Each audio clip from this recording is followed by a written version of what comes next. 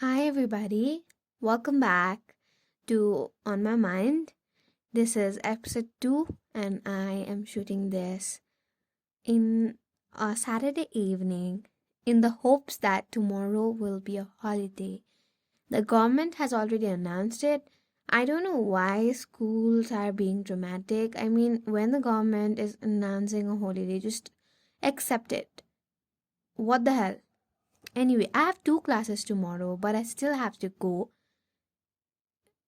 anyway because apparently my school will ask me to come. Okay, so yeah, that's my frustration out here on the internet talking and stuff. Um so yeah, let's bring okay. What is that noise? I'm so tired. I wanted to shoot this episode since two 2 days, but apparently I keep getting bugged by something or the other.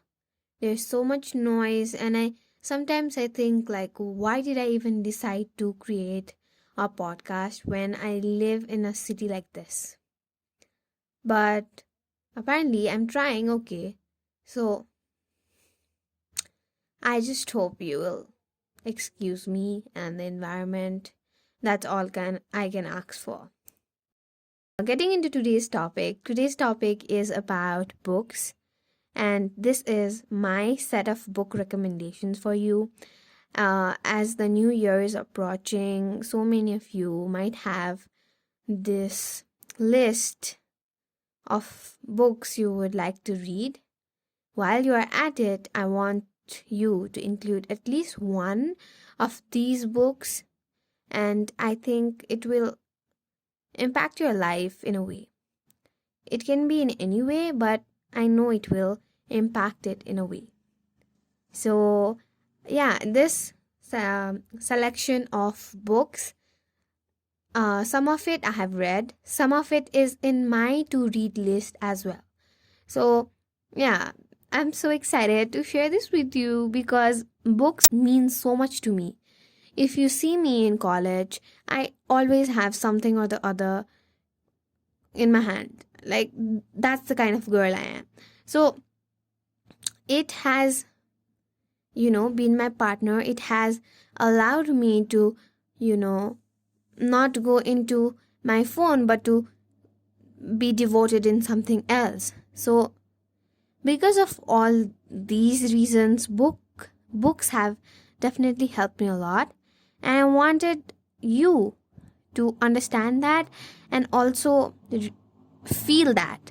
So that's why I'm here with my book recommendation list. I think I have spoken too much, so let's just get started. Okay. First on my list is definitely the Shiva trilogy by Amish Tripathi. If you follow me on Instagram, you'd see that I am obsessed. Like the TikTok sound, I am obsessed. This is my version of it. I mean, this book is so amazing, and it just gives me all the feels. I mean, I am not even trying to be dramatic when I say this book is purposefully kept on the top of the list. It just so freaking good, and I cannot talk more about it without giving spoilers. But anyway, if I have to, summarize this book and, explain what this book is about, I would explain it as Amish is a writer who likes to write about ancient India and the cultures there, which actually means our culture as well. I mean, Nepalese and Indian traditions are mostly same in terms of religion, like Hindu religion, and we respect the land a lot because it has all these places where our gods walked in, So Shiva trilogy is about the Mahadev who came after the Vishnu to destroy the evil during that time, and it is fantastically written with the hints of truth, facts, and also a huge part of it being fiction. It's just the best book you could get yourself to read. It's such a page turner, so amazingly written, and if you understand the culture, then it's even more amazing. It's just not about being a religious book or a spiritual book. Like, imagine our gods becoming, you know, the hero and villain characters with all these dramatic scenes and intimate scenes and so much more. It's just fantastically written. That's what I meant. And the same thing also goes with the Ramchandra series. Ramchandra series I read last year, and Shiva trilogy I read almost a month ago. I just completed the last book 2 weeks ago, I guess. So these 6 books, right? 6 books are so well written, and it will occupy your time and also teach you things. It is not just about them, but it's also about teaching you the philosophy, the morals, and everything in between. Like, if you are interested in our culture, I think this is a huge deal. This book, so amazing. I highly recommend for you to read it. Now moving on to the second genre, and I know you will be like, there was a genre? Yeah, there was a genre. First genre was fiction, and we are done with that. Honestly, I have not read enough fiction books. That is my ultimate sentence here. Because so many people recommended me Harry Potter's, and I do not have that. I feel like I'm drawn to some of the books. Don't mind me. Don't be frustrated with me. But sometimes I feel like some books just call my name, and Harry Potter just has never.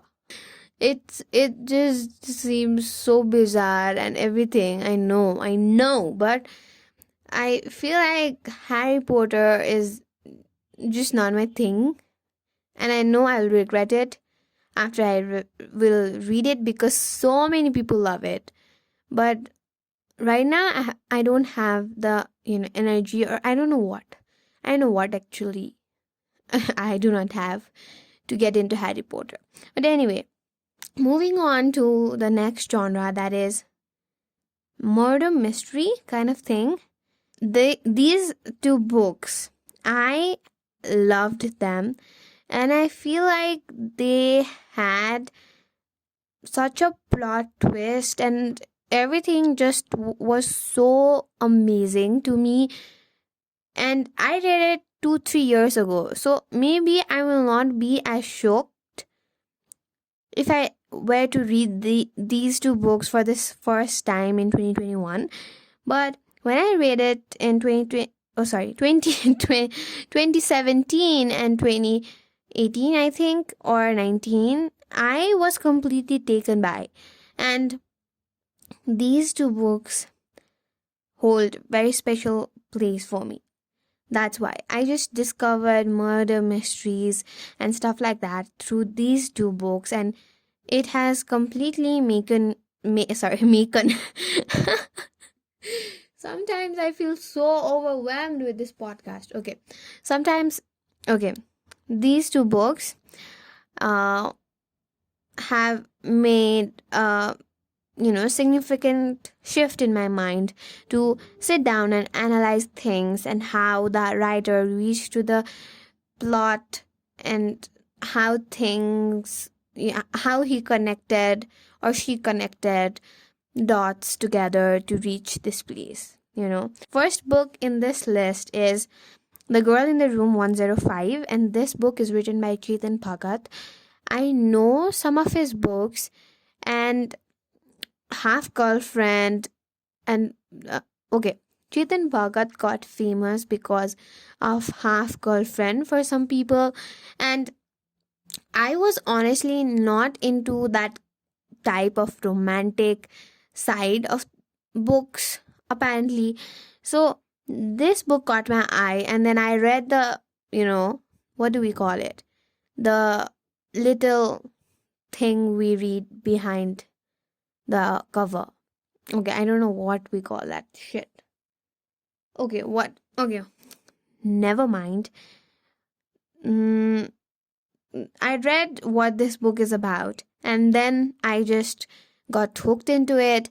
It is written so well. I mean, if you have written too many murder mysteries, maybe you will not be shocked. But this was the beginner thing for me, and I was completely taken by due to the plot and everything. It just was really good.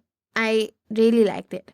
And another book is The Girl on the Train, and I know there's already a Netflix film made out of it, which I have not watched. I don't know how it is, don't ask me, because I read the book and then I was like, I will never watch that movie because I have already read the book and it will just traumatize me. That's what. So, anyway, Girl on the Train is also a really good book. It just takes you on a different, wonderland. Let's not say wonderland, it's a murder book. Anyway, okay, so it just takes you somewhere, and those books that make you think and then take you to a different dimension are just like so memorable. And this book, even though I read it 2 to 3 years ago, I still remember what happened at the end and what led to that. So this book, so good. You just have to try it. It's by Paula Hawkins, called The Girl on the Train. And now the next category is, you know what? It's self-help. And I actually found out about self-help books just I think a year back. Let's not say two. Two is an exaggeration. Anyway, okay. In this list, I have 4 books, and 3 of them I have read. One of them is on my list, and I've read the first page, and I knew right then that I need to complete this book. I read it at a bookstore. I did not purchase the book because I was broke AF. The story of my life, So, and anyway, okay. Firstly, the book that I've not read is Mountain Is You by Brianna West. And oh my god, fuck. I want to read this book so bad because the first line already took my heart off. Like, it was so well written. I already knew that the writer is amazing, and I really recommend self-help books that will actually teach you something rather than just the theory part, because why do we need the theory? So we need what we can apply in our everyday life. And even though this book might be a little theoretical, I know that this writer has the potential to make it into a scenario and explain it to you so that it sits better in your mind. I hope that made sense. Another book that is in this category is 101 Essays That Will Change the Way You Think. Again, if you follow me on Instagram, you would know that I am dying and drooling about this book since the day I started reading it. I was reading it on my Mac, and this is one of the books that you don't have to fully complete. You can read it just if you don't have anything else to read, you may open this book and then read one essay and go on. I'm doing that apparently. So I have completed 25 essays, I believe, and each one of them has impacted my life so much, given me so much inspiration. And then the subjects are like how you can improve your life, what you can do, and what are the signs of this kind of people, and stuff like that. And some are so poetic, like this one I have recited on my Instagram live, Read a Book with Me. Please go and watch it if you can, if you have the time. That chapter is absolutely insane. Okay. And this book, I think, for these two books, actually, I would really recommend to someone who is going through a hard time trying to figure out who they actually are because of something that they had to lose, like any kind of loss. Because of that, if they are going through existential crisis, then these two books are for you. You have to read these two books, okay? And then another set of two are Atomic Habits and Ikigai. And I know people have read it, it's very famous and all of that. But Ikigai is, as I said before, it's just the theory part. And the next book has come, Ikigai, The Journey or something. I have not read it, but I would recommend you to read Ikigai, understand the concept, try to bring it in your life. And if you cannot, then I think the Ikigai Journey book will help you, because it is actually supposed to do that. And Atomic Habits, that book has given me idea about how you can transform your life with little things. And one of the things that I've started doing since 2 weeks is journaling right before I wake up. So that habit I have cultivated through reading books like these, which help you figure it out, like what's best for you and how you can do it practically. Like some things it's better to do at the evening, it's easier to do that way, or some things it is easier to do in the morning. So stuff like that, the power of small habits, and so much more. I think you would enjoy these books. Now, moving on to gritty romance, I just have one book for you. And I know that's stupid and everything, but the Christmas feeling season and everything is here. So this one book that I really, really recommend is Let It Snow. Let It Snow is a book about 3 stories that collide together, and it is written by 3 different storytellers, authors, and it all happens on the day of Christmas, like throughout the week of Christmas, let's say. And it just one of those, soothing and